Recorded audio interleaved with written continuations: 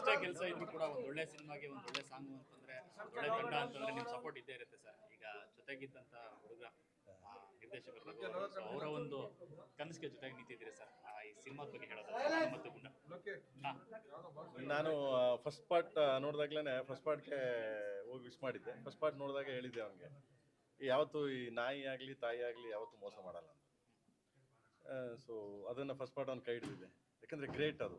ನಾವು ಏನೇ ಇದು ಮಾಡಿದ್ರು, ಉದಾಹರಣೆ ಹೆಂಗಪ್ಪ ಅಂದರೆ, ನಂದು ಸಿಲ್ಕಿ ಅಂದ್ಬಿಟ್ಟು ಒಂದು ನಾಯಿ ಸಾಕಿದೆ ನಾನು. ನನ್ನ ಹತ್ರ ಇದೆ, ಇವಾಗಲೂ ಇದೆ. ಬಟ್ ಆ ಸಿಲ್ಕಿ ಇಲ್ಲ. ಸಿಲ್ಕಿ ಈಗ ಜಸ್ಟ್ ಒಂದು 15 days ಆಯಿತು. ಅದು ಎಷ್ಟು ವರ್ಷ ಇತ್ತು ಅಂದರೆ, ಬಿಲೀವ್ ಆರ್ ನಾಟ್, ನೀವು ನಂಬಕ್ಕೆ ಸಾಧ್ಯನೇ ಇಲ್ಲ. 15 years ನಾಯಿಗಳು ಇರಲ್ಲ. 15 years ನಾಯಿಗಳು, ಅವ್ರ ಲೈಫೇ 15 years ಇದೆ ಅಂದರೆ ನಿಮಗೆ 100 ವರ್ಷ 110 ವರ್ಷದ ಲೆಕ್ಕ ಒಬ್ಬ ನಾಯಿಗಳಿಗೆ. ಸೊ 15 ವರ್ಷ ನನ್ನ ಹತ್ರ ಇತ್ತದು.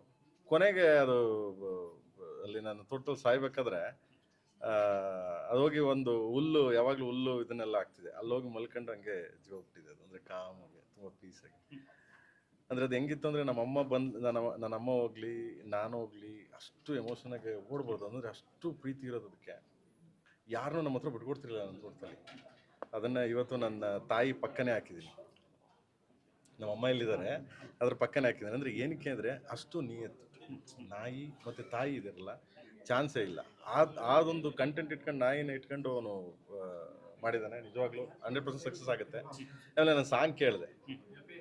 ಫಸ್ಟೇ ನಾನು ಇಲ್ಲಿ ಬಂದು ರಿಲೀಸ್ ಮಾಡೋಕ್ಕೆ ಮುಂಚೆ ಸಾಂಗ್ ಕೇಳಿದೆ. ಅವಾಗಲೇ ಹೇಳಿದೆ ಅವನಿಗೆ, ನನಗೆಲ್ಲ ಸಾಂಗು ಕೇಳಿಸಿದ ತಕ್ಷಣ ನಾನು ಹೇಳಿದೆ, ಈ ಸಾಂಗ್ನ ಬಿಡು ಫಸ್ಟು. ಏನಕ್ಕೆ ಅಂದರೆ ತುಂಬ ವ್ಯಾಲ್ಯೂಸ್ ಇದೆ, ತುಂಬ ಸಾಹಿತ್ಯಕ್ಕೆ ಒಂದು ವ್ಯಾಲ್ಯೂ ಇದೆ.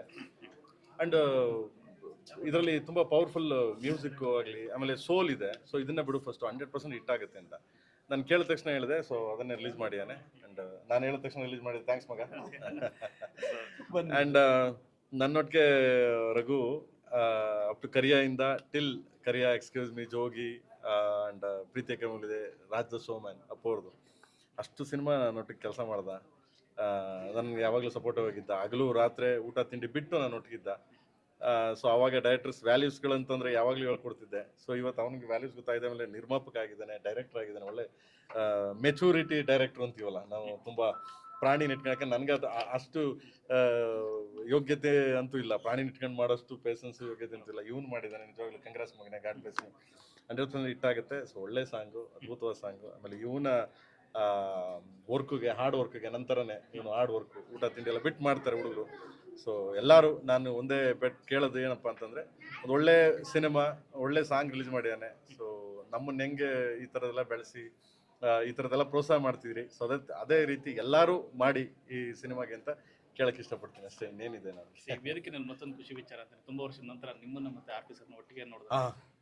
ನನಗೆ ಅದೊಂದು ಖುಷಿ ಏನಪ್ಪ ಅಂತಂದರೆ, ನೀವು ಬಿಲೀವ್ ಆರ್ ನಾಟ್, ನನಗೆ RPG ಮ್ಯೂಸಿಕ್ ಅಂದ ತಕ್ಷಣ ಬಂದ್ಬಿಡೆ ನಾನು.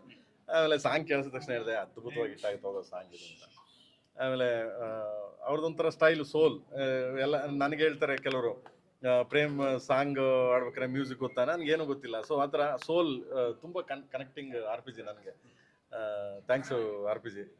ಅವ್ರ ಸಾಂಗ್ ನಾನು ಬಂದು ರಿಲೀಸ್ ಮಾಡಿದ್ದೀನಿ, ನಾನು ಮತ್ತು ಗುಂಡ ಪಾರ್ಟ್ 2 ಅಂತ ಹೆಮ್ಮೆಯಿಂದ ಹೇಳ್ಕೊಳಕ್ಕೆ ಖುಷಿ. ಏನೋ ಇಂಟ್ ಕೊಟ್ರಿ, ಲವ್ ಸ್ಟೋರಿ ನೆಕ್ಸ್ಟ್. ನಾನು ಬಂದ ತಕ್ಷಣ ಅದೇ ಹೇಳಿದೆ, ನೀವು ಮ್ಯೂಸಿಕ್ ಬಿಟ್ಬಿಟ್ರಿ ಅಂತ ನನಗೇನೋ ಇದಾಯಿತು, ಏನು ಬಾಸ್ ನೀವು ಅಂತ. ಅವ್ರು ಇಲ್ಲ ಇಲ್ಲ ಇಲ್ಲ ಇಲ್ಲ, ನಾನು ಯಾವತ್ತಿದ್ರು ನಿಮಗೆ ಮ್ಯೂಸಿಕ್ ಡೈರೆಕ್ಟರ್ ನಾನು, ನೀವು ಯಾವಾಗ ಕರೆದ್ರು ಓಡ್ ಬರ್ತೀನಿ ನಾನು. ನೀವು ಹಂಗೆಲ್ಲ ನೀವು ಥಿಂಕೇ ಮಾಡಬೇಡಿ. ನಾವು ಆ್ಯಕ್ಟಿಂಗ್ ಮಾಡ್ತೀನಿ, ಬೇರೆ ಏನೋ ಮಾಡ್ತಿರ್ತೀನಿ, ಬಟ್ ನಿಮಗೆ ನೀವು ಯಾವಾಗ ಕರೆದ್ರು ಓಡ್ ಬರ್ತೀನಿ ನಾನು ಅಂತ. ನಾನು ಅವಾಗ ಅನ್ಕೊಂಡೆ, ನಾನು ಲೆಸ್ ಒಂದು ಲವ್ ಸ್ಟೋರಿ ಮಾಡುವ ಚಲೋ ಅನ್ಕೊಂಡು ಇದನ್ನು ಮಾಡಿದೆ. ಯಾಕಂದರೆ ನಾನು ಮತ್ತು ಗುಂಡ ಅದ್ಭುತವಾದ ಒಂದು ಸಾಂಗು, ಆ ಥರ ಸಾಂಗಲ್ಲಿ ಕೊಡಿ ಅಂತ ಕೇಳಿದ್ದೀನಿ. ಕೇಳಿ ನಡೀತಾ ಇದೆ. ಸೊ ಸೂನ್ ಇನ್ನೊಂದು ಸಾಂಗ್ ಬ್ಯಾಲೆನ್ಸ್ ಇದೆ. ನಿಮ್ಗೆ ಗೊತ್ತಿಲ್ದಂಗೆ ಏನು ಮಾಡೋಕ್ಕೆ ಸಾಧ್ಯನಾ ಅಂತಾನೆ ಎಲ್ಲ ಕರಿತೀನಿ, ನಿಮ್ಮನ್ನೆಲ್ಲರೂ ಕರಿತೀನಿ. ನೆಕ್ಸ್ಟ್ ಸಾಂಗ್ ಅನೌನ್ಸ್ ಮಾಡ್ತೀನಿ. ಟೀಸರ್ ಮತ್ತು ರಿಲೀಸ್ ಮಾಡೋಕ್ಕೆ ಟ್ರೈ ಮಾಡ್ತಾ ಇದ್ದೀನಿ. ಸೊ ಎಲ್ಲಿ ಏನು ಅಂತ ಹೇಳ್ತೀನಿ ಅತಿ ಶೀಘ್ರದಲ್ಲಿ. ಆ್ಯಂಡ್ ಒನ್ ಥಿಂಗ್, ಡ್ಯಾನ್ಸ್ ಇದನ್ನ ಹೇಳಿದೆ, ಸೆಟ್ ಆಗಲ್ಲ ಹೋಗಿ ನಂಗು ನಿಂಗು ಆ ಸಾಂಗ್. ಯಾರು ಹುಡುಗರು ಬೆಸ್ಟ್ ಕೊರಿಯೋಗ್ರಫಿ ಯಾರು ಇದನ್ನ ಮಾಡ್ತಾರೆ, ಸೊ ಅದನ್ನು ಸೆಲೆಕ್ಟ್ ಮಾಡಿ ಸ್ಟೇಜ್ ಮೇಲೆ ಅವ್ರಿಗೆ ಆನರ್ ಮಾಡ್ತೀನಿ ಅಂತ ಹೇಳಿದ್ದೆ. ನಾನು ಮತ್ತು ಗುಂಡ ಪ್ರೆಸ್ ಮೀಟಲ್ಲಿ ಹೇಳ್ತೀನಿ. ಸೊ ಆ್ಯಕ್ಚುಲಿ ನಾಳೆ 29th ಮಾಡಬೇಕಾಗಿತ್ತು ನಾನು, ಯಾಕೆಂದರೆ ವರ್ಲ್ಡ್ ಡ್ಯಾನ್ಸ್ ಕಾಂಪಿಟೇಷನ್ ಇದೆ ಅಂತ. ಸೊ ಇದೆಲ್ಲ ಬಾರ್ಡ್ರ್ ಇದೆಲ್ಲ ನಡೀತಾ ಇರೋದ್ರಿಂದ ನನಗೆ ಅಷ್ಟು ಇದಾಗಿಲ್ಲ. ಸೊ ಕಮ್ಮಿಂಗ್ ಇನ್ನೊಂದು 2-3 days ಆನ್ಸರ್ ಮಾಡ್ತೀನಿ. ಒಂದು ಸ್ಟೇಜ್ ಮಾಡಿ ಹುಡುಗರನ್ನೆಲ್ಲ ಕರೆದು ಸೊ ಅವ್ರಿಗೆ ನಾನು ಆನರ್ ಮಾಡ್ತೀನಿ ಅಂತ ಹೇಳಕ್ ಇಷ್ಟಪಡ್ತೀನಿ. ಸಿಕ್ಕಿದಾರ sir? So yeah so many, ಸುಮಾರು ಜನ ಇದ್ದಾರೆ ಪಾಪ. ಒಂದು ಅದನ್ನ ರಿಲೀಸ್ ಮಾಡ್ತೀನಿ ಕೂಡ, ಒಂದು ಫುಲ್ ಸಾಂಗ್ ಸ್ಟೇಜ್ ಮೇಲೆ ಕರೆದ್ಬಿಟ್ಟು ನಿಮ್ಗೆ ಇನ್ನೊಂದು 2 days ಅಲ್ಲಿ ಅನೌನ್ಸ್ಮೆಂಟ್ ಮಾಡ್ತೀನಿ. ಸೊ ನೀವೆಲ್ಲ ನಿಮ್ಮ ಸಮ್ಮುಖದಲ್ಲಿ ಮಾಡ್ತೀನಿ. ಓಕೆ, ಇದ್ರ ಜೊತೆಗೆ ಪಹಲ್ಗಾವ್ ಹೇಳಿದೆ, ಕಾಶ್ಮೀರದ್ದು ಏನು ಸೆಂಟಿಮೆಂಟ್ ಎಲ್ಲ ಹೋಗ್ಲೇಬಾರ್ದು. ಬಾಡ್ರು ವಡಿ ಕಡಿ ಅಷ್ಟೇ. ನಾವು ಸೆಂಟಿಮೆಂಟ್ ಎಲ್ಲ ಹೋಗ್ಲೇಬಾರ್ದು. ಅಷ್ಟು ಅಮಾಯಕ ಜೀವಗಳನ್ನ ತೆಗೆದಿದ್ದಾರೆ ಅಂದ್ರೆ ನೀವು ನೋಡಿದಿರಿ. ಅವನು ಯಾವನೋ ಹೋಗಿ ಹೇಳ್ತಾನೆ, ಹೋಗಿ ಮೋದಿಗೆ ಹೇಳು ಅಂತಾನೆ ಅಂತಂದ್ರೆ ಅವ್ರನ್ನೆಲ್ಲ ಕತ್ತರಿಸಿ ನಾಲ್ಕು ಪೀಸ್ ಮಾಡಿ ಎಸಿಬೇಕು ಅವ್ರನ್ನೆಲ್ಲ. ಇದರಲ್ಲಿ ಅಷ್ಟು ಕ್ರೂರತನ ಅದು. ಅಂದ್ರೆ ಹೇಡಿಗಳೇ ಬಿಡಿ ಅವರು. ಅವ್ರಿಗೇನು ಎಮೋಷನ್ಸ್ ತೋರಿಸೋದು.